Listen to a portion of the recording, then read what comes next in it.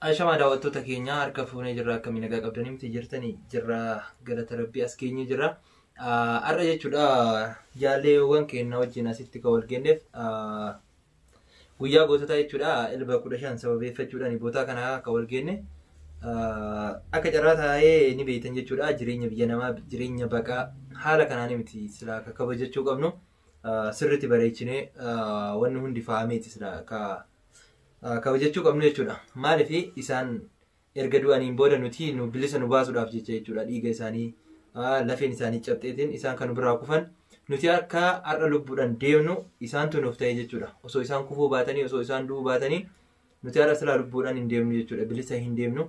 Kanaaf jechuudha ilba 15 sababeeffachuudhaan hiriyoottan kiyya wajjin asitti wal geennee jirra. Mee kanaafuu asumaan jaalleen kiyya na biratti argama. Karma isaa isin dabarsa. Ashama harka fuunee kabajamtootaa fi daawwattoota ilmaan Oromoo hunda keessaniifuu warri guutuu addunyaa kanarra jirtan hundi keessanuu salaama tokko laga ceetee tabba ceetee bakka hundattuu isin qaqqabduun isiniin jedha. Arran tana kan asitti walitti qabamneef ilba 15 guuttota keenya gadda isaanii nuti gadda mul'isuu fi egaa wanni godhuu qabnu nuti silaa wanni booda hafne waan gootonni keenya irratti dhumee kana nutis galmaan keenya jeetiin akka mataa kiyyaatti yaada hunduma keenya galatoomaa isin jenna. Jirraa jirtu fayyaa keessanii nama jirutu waa arkaa jiraannee kan har'a iddoo kanatti mul'achuu dandeenye lafee teessan tan baddaaf gammoojjii laggeen sulullanii fi bo'oo keessatti cabdee unkutooftee lafee teessaniif dhiiga keessa santu har'a jiraachisee nama dubbatu nu taasisa. Galanni isiniif kan kaleessa dhumee fi kan dhumaa turee fi kan har'as dhumaa jiru. Galata isiniif galchina. Lafee teessantu taraarramee har'aan nu eege. Biyyoon isinitti haa salphattu jahannata ofii keessa rabbiin isin haa kaa'u isiniin jedha. Haqaaf cabdan, dhugaaf cabdan, lafaaf lafee keessaniif cabdan, nuuf cabdan. Nutis silaa akka bara darbeetitti Oromiyaa keessatti kan ayyaaneffatame sanitti ayyaaneffachaa turre. Garuu maal goona? Ni dhufa guyyaan ni eeyna nutis abdiidhaan sila ta'eef galanni isiniif dachaa haa ta'u jechaa gara jaalleen kiyyaatti isin dabarsaa. Asiin gaafii tokko tokkos booddee walitti deebinaa waan wal yaadachiifnu seenaa keessan irratti hin qaba jedhaa dabarsee jira. Anis guyyaa irraa kana ayyaana ilba 15 ayyaana goototaa kana ibsachuu barbaada. Ayyaana goototaa na gammachiisas na gaddisiisas jiraannee kan arguun keenya gammachuudha. Isaanis nu jedhanii lubbuu dhabuun keenya isaanis lubbuu isaanii nu dabarsuun nama gaddisiisaa garuu immoo gammachuudha. Nus jiraannee guyyaa kana arguun ani akka qaama tokkootti akka ilma Oromoo tokkootti anaaf guyyaa gammachuudha. Qabsaan kufaa qabsaan itti fufaa akkuma jedhan san nus har'a qabsaan sun kufee qabsoo san itti fufaa ittiin bakka kana geennee har'a galannee bakka kana geennee ilaa darajaa kanaa isaan nungaan nullee galaa isaanii san lafatti nama gatu miti. Oromoon bakka jiru har'a guyyaan har'aa kun guyyaa yaadannoo isaaniiti. Anis waan biraa waan baay'ee dubbadhu hin qabu. Isaanis rabbi araaramu nus immoo inshaallah qabsoo isaan irratti kufan san bakkaan geennaa galmaan geennaa haga lubbuun teenya jirtutti kanuma jechuu barbaadanillee. Fadhaa galatooma isiniin jenna. Anillee ayyaana uummata keenya ka dhumanii ilba 15 isaaniif boota kana dhaabanne isaan jannatan rabbi isaan haa gammachiisu. Dhiiga isaanii rabbi lafa hin gatini. Qabsoon keenya akkuma itti fufetti jira.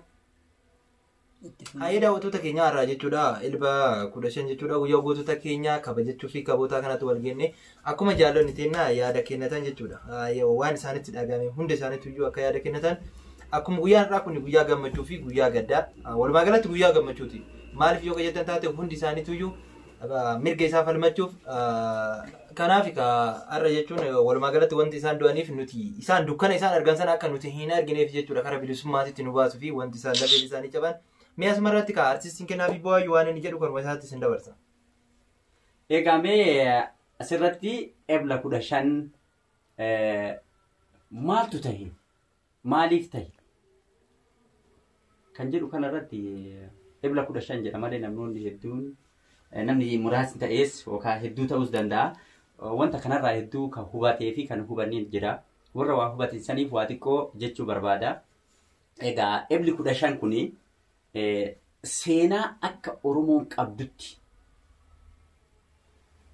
wanta taatee guddaan tokko kan tahee fi kan raawwatan kan irbuun itti dhugoomu namoonni irbuu seenanii qarri naa waraanu shanyii natti hin godhini maarroo natti hin jedhanii kakuun seensisaa turanii kakakateef dhugaa kakuun ka irbuu seeneef irbuun irbuudha garuu hoo eenyutu dhugoomse isaan kanatu dhugoomse warri ebla 15 kun jechuudha.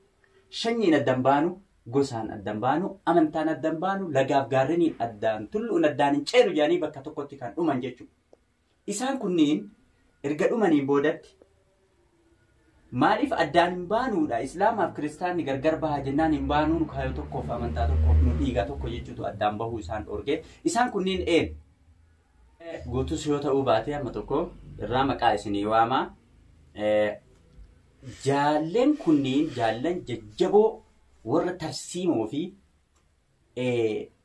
wanti isaan qabatanii deeman galma gaha biyyattii ijaara kan jedhame keessaa ture Bariisoo Waabee yookaan Magarsaa Barii Gadaa Gammadaa yookaan Damissee Tacaanee Abbaa Xiiqii yookaan Abboomaa Mitikkuu Doorii Barii yookaan Higgazuu Bantii Falmataa Umar Fafaa Faafam Dooyyoo Irranaa Qacalee Obbo Diinsaa Dhaddacha Boruu Dhaddacha Mul'ataa fi Marii Galaan fa'a turan. Bara 1973 hooggantoota waraanaaf siyaasa ABO iddoowwan gara garaatti walitti dhufuudhaan isaan hooggantoota ciccimoo kan tahan iddoo gara garaatti walitti dhufanii gara Moqadishootti osoo deemaa jiran shiftoota Sumaaleedhaatiin qabamanii iddoo kanatti Shingillee iddoo jedhamu kanatti wareegamuu danda'an jechuudha.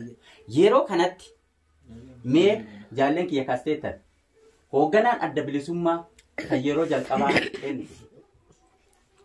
Daawit Ibsaa ture. Hoogganaan moo? Leencoo Lataa ture. Hoogganaan jalqabaa Jaal Magarsaa Barii ture.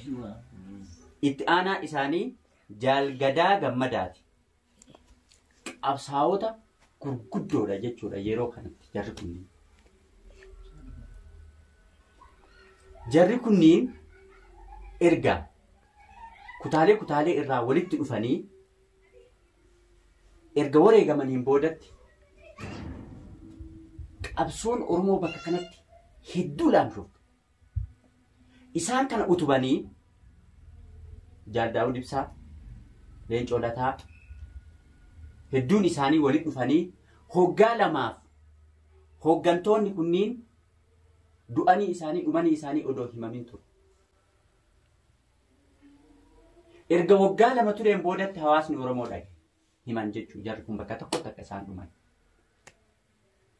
Erga isaan kun dhumaniin boodatti ebla 15 kana kallattii hundarraa walitti dhufanii akkasumas dhoksa'anuu warroota ayyaanicha kana seenaadha kabajatamuu qaba jedhamee erga kabajatu eeganiin boodatti warroota isaan kabajatan sanuu dhabamsiisaa turan. Maaliif? Seenaan kun akka dhufa. Akka isaan kun awwaalamanii hafaniif jechuudha. Taatee kanniintu ta'aa ture.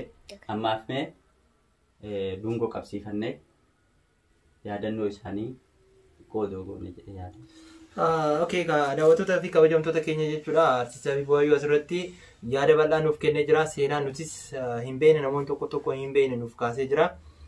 Kanaaf nus jechuudha akkuma isaan dhabamsiisan sanitti nu dhabamsiisan malee elba 15 ka yoomuma kamuyyuu kabajachuu kennaa hin dhiisnu jecha.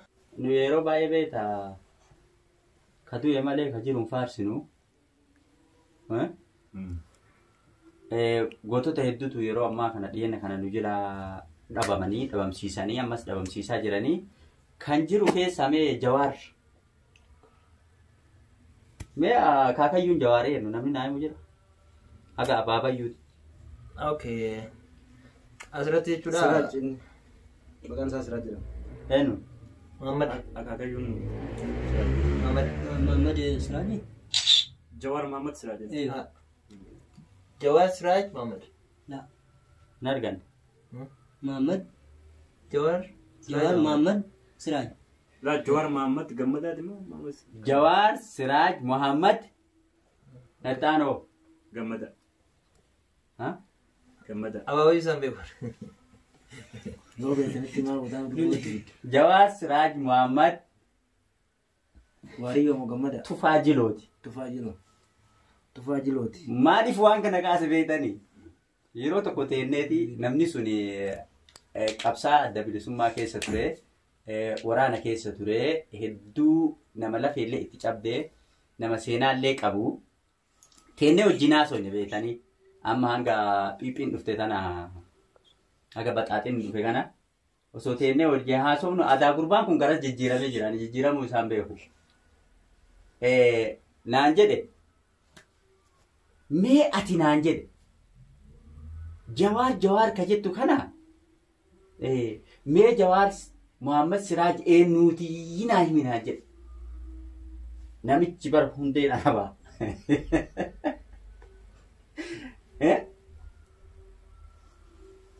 Namicha san battala sanitti addaan kaane achi booda walitti hin deebine anaan salaama rabbiillee walirratti hin qalaan. Maaliif beeka? Siyaasaa fi shanyummaa dhiibuu maaltu waliif fide? Ani yoo Muhammad deeggare ati yoo Mustafaa deeggarte. Mustafaan ilma alaa miti. Ilma mandootii miti. Ilma wacaaleetii miti maaltu fide? Inni Oromoof hojjetaa jira. Isa dhiisiiti fakkeenyaaf Profeesaricha Asmaraa kan naayimaa qaba. Eertiraa kan. Profeesaricha amma seenaa Oromoo barreessuu qaba. Kophaa isaa ayyaana wanta qabu. Profeesarichi kun erga dhalatee obbeekee jedhee seenaa gaanfa Afrikaa waa'ee Kuush irratti hojjetu keessaa tokko. Kuush keessaayyuu waa'ee Oromoo irratti kan inni hojjetu. Ammas fakkeenyaaf dhaalmaa waan fudhatantu jira. Dhaalmaa yoo fudhattee Oromeessitaa miidhaga. Fakkeenyaaf jaartii Alii Birraa yoo fudhannee jenna Oromoon akkamitti dhaalamfata? Maqaa moggaasee fi seera godhee fi cidha godhee fi aadaa argine sanii wajjin oromfeeffatan jechuudha. Nam tokko siyaasaan wal dhiibuu osoo hin taane, siyaasaan shanyummaa wal jijjiiruu osoo hin taane, dhugaan wajjaa deemnu, dhugaa haa qabaannu, dhugaa yoo falmanne bakka geennaadha jechuu barbaadeeti. Artiist Habiib Wayyu galatoomsiin jenna. Asumarratti jechuudha namoonni mataa qulfii ammarraa of sirreessa. Qulfii keessan itti dalagadhaati akka mataan keessan isin dalagu jechuudha. Babbanadhaadha. Warreen sanyiidha fi waan hin taane karaa garaa addaan qoodaniitiin sanyii nu balleessaa jirtan. Rabbi isin haa dhiisu isinillee jiini kun ji'a namaa dhiisanii. Amma kana dungoo qabsiisatti deemna.